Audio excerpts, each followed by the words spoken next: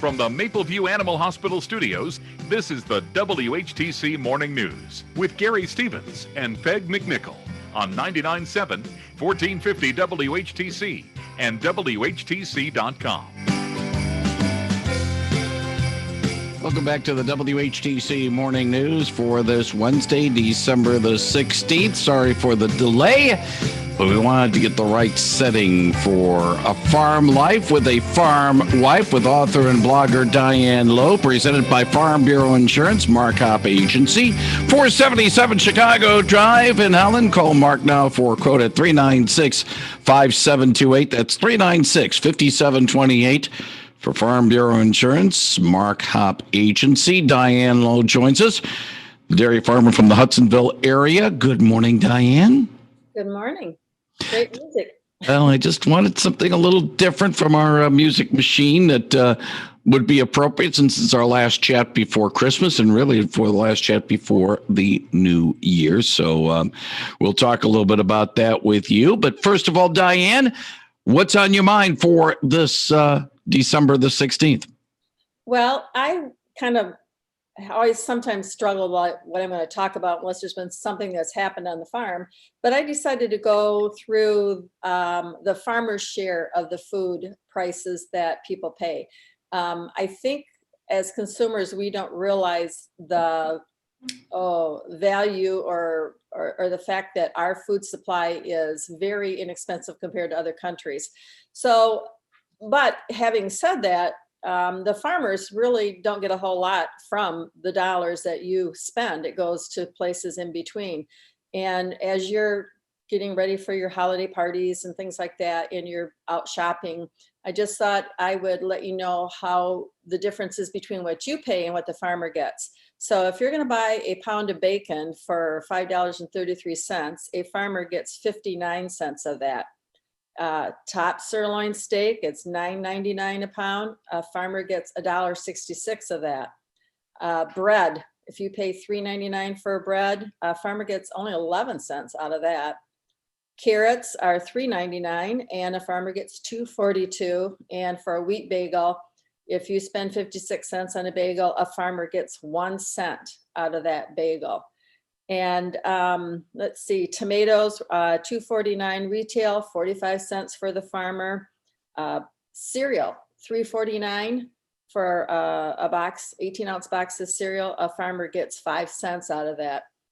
The worst one is soda or pop, 2 liters. If you pay $1.19 for it, a farmer gets 4 cents out of that. So you can see that there's a lot of difference between what you pay and what a farmer gets. And I know there were some people that were talking about how lucky the farmers were that they got all this money and that it's going to make them rich and it's not fair that farmers get it, but we don't get it. I heard some of that. But the thing is if for us, if we wouldn't have gotten that help from the government this year, I don't know what we would look like right now. And one of those reasons is I went back and started looking at milk prices that we were paid. Back in 1999, we got paid $15.84 for 100 pounds of milk. That equals out to, I'm going to do it gallons. It's easier for everybody to understand gallons. We got paid $1.83 for a gallon of milk back in 1999. This year, we're getting paid $1.89. We have only we've only making 6 cents more this year than what we did back in the 1990s. So nothing else stayed that same as far as our expenses. I looked back and it went from 1999, then I snagged a couple other years in between there. 2007, we were getting $2.21 a gallon. 2014, it was all the way up to $2.65. We had a highest milk prices in September of 2014. And from 1999, as a consumer, you guys buy milk and you are spending 65 cents more per gallon, and farmers are only making 6 cents more since 1999. So, and if you go back to that year that we had really good prices, and that year was great. We were able to catch up on some things and do some things around here, but we're getting 76 cents per gallon less than what we did 6 years ago.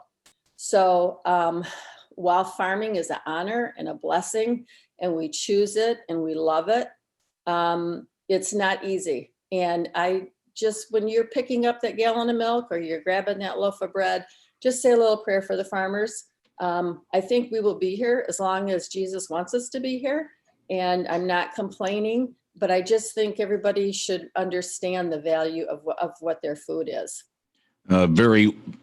Let's just put it this way, sobering numbers from per person in the front lines. And, nowadays, right now, let's put it this way, the shoppers are very busy in the baking aisle, getting all that baking stuff. Yeah. So, excuse me. On a happier note, I thought I'd show you Max, see how much he's growing. He's very nice.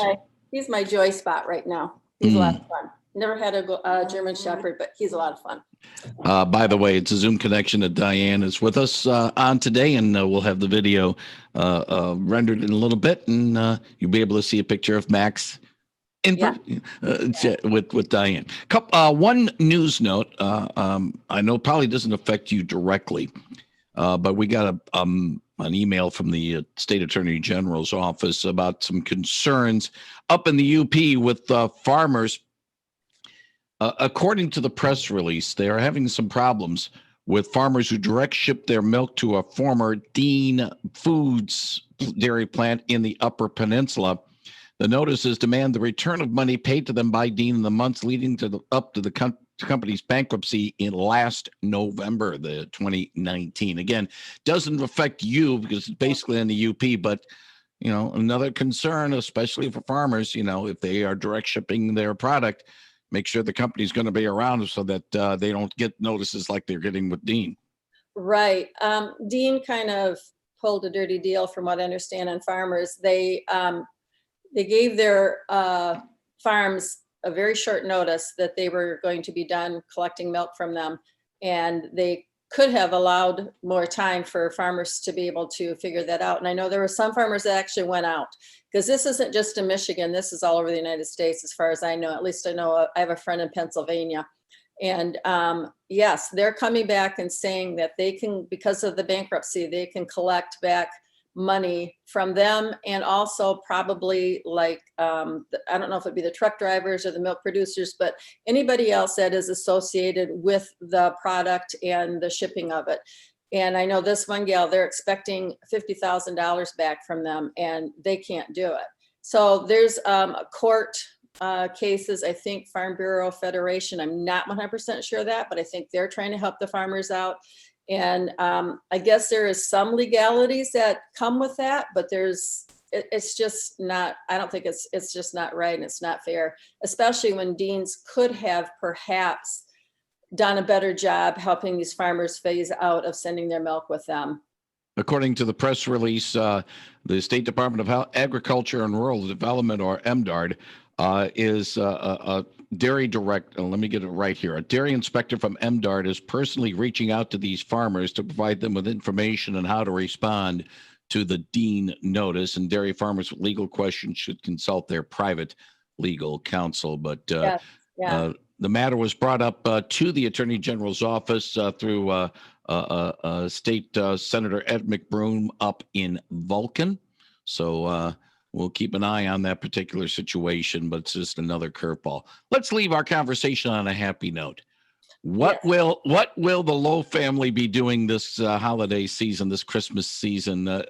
Because we're in the, the governor says no, downplay the gatherings this year, but yet I would assume that hopefully there are some traditions that will be still kept on with your family this year.